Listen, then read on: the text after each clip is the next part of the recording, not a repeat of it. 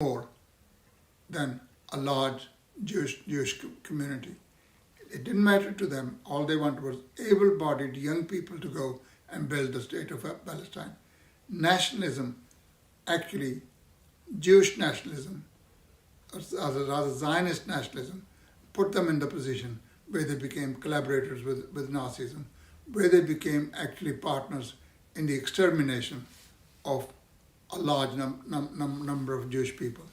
And if the Israeli establishment backed Kastner, it was precisely because they themselves were complicit in it. During the Second World War, the Zionists came to know that a lot of Jews were being sent to gas chambers. They did not advertise this fact because that would interfere with the emigration to Palestine, that it would actually interfere with their project for having a Jewish state. Radio Haganah, which was the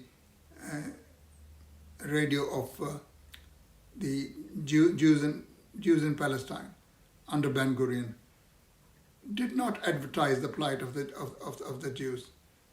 In fact, the plight of the Jews was not really discovered till the Red Army liberated some of these camps and actually exposed to the world what had been taking place. In Europe, where they constantly prattle about human rights and freedom of speech, every attempt is being made to suppress any idea that would support Palestine. It's not working very well because people are still struggling. And in the name of fighting against anti-Semitism, doctors, teachers, people in other professions are being persecuted and deprived of their jobs because they're supposed to have uttered some anti-Semitic statement, and very often it amounts to just support for the Palestinian people. Lectures at universities have been dismissed, doctors have been persecuted, and students have been forced to withdraw from their courses because they're supposed to have made anti-Semitic statements. A new definition of anti-Semitism has come. If you criticize the state of Israel, or you say that the state of Israel has no right to exist, you are an anti-Semite. That is not the case. There are quite a few sensible Jews who would agree that the state of Israel has no right to exist. It's built on stolen territory by depriving the people who were its rightful owners of their homes and hearths, who are living in refugee camps. Israel has become an apartheid state where those who live within so-called Israel proper, 20% of Israel's population, are subjected to discrimination at every level, in education, in health services, in housing, everything. And people they have to show what an apartheid state is. The Israeli Zionists have even built a wall which separates the Palestinians from their means of livelihood, because sometimes their land is on the other side.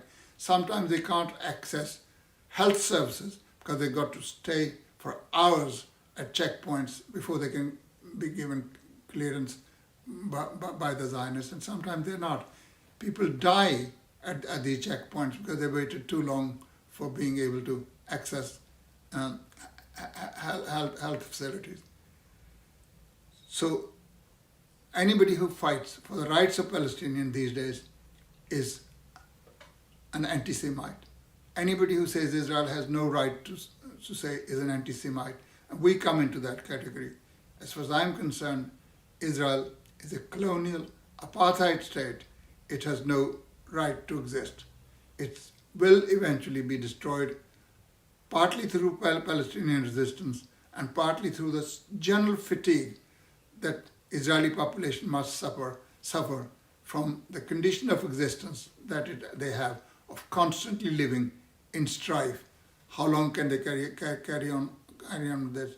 In the end, it will prove to be a historical abortion. But we in our party, and we hope we can convince a lot of people, are giving maximum support within our power to the right of the Palestinian people to have a home of their own, to to have a state of their own.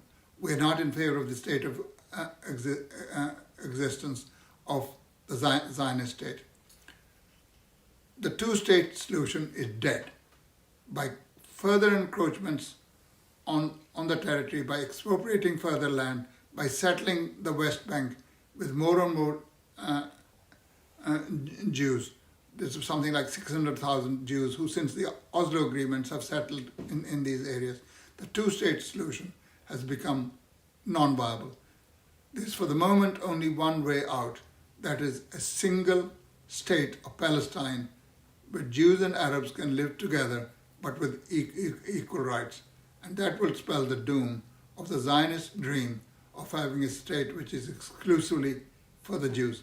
Anywhere else it would be called racist, but the imperialists are very happy to talk about that. That you can't have, the very thoughtful journalists, but stupid journalists, constantly say Israel can't be a Jewish state and a democratic state at the same time. So what is the solution? You either have a binational state or you expel the remaining Palestinians from it and it becomes an exclusively Jewish state. That's what the struggle has boiled down to today. And we have a duty to expose that those people who speak of the right of Palestinians to their life, speak of the right of the Israelis to a safe existence, don't give a damn about the rights of other people, whether they be in Ukraine, whether they be elsewhere, where people's rights are being trampled upon by fascist hoodlums. So we have a duty to expose the hypocrisy of the imperialist countries. Abu Akleh has been murdered brutally. And do you hear a lot from the British establishment against that? Very little. Even the newspapers had very subdued and limited reporting on that. And Abu Akleh's death was only reported partly because she was an American Palestinian journalist, and secondly because she'd been working for Al Jazeera for 25 years and she was a household name. She was known in every single Arab household in the Middle East. The Zionists killed her because she was a powerful voice. Even her funeral wasn't sacrosanct. The Zionist forces attacked the funeral because the mourners were carrying Palestinian flags. They're so terrified of the name of Palestine that even the Palestinian flag frightens the light out of them. And the people, the pallbearers, nearly dropped the casket they were carrying because they were being attacked by the Israeli army. And Gideon Levy, a very courageous and very honest and intelligent Jewish journalist in Israel, has condemned this.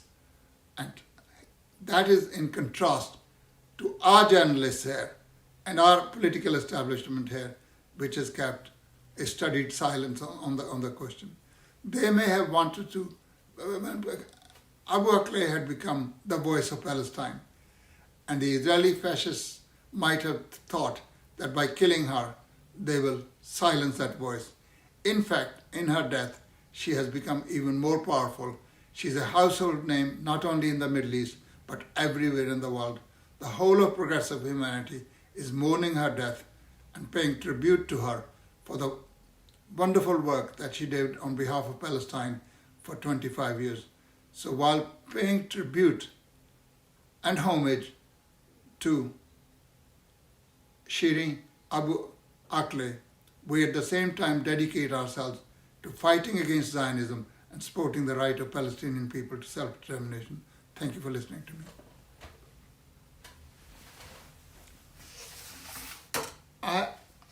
I've written a pamphlet called Zionism, a racist, anti-Semitic and reactionary tool of imperialism, and you might like to get from my party bookshop. You might like to get this book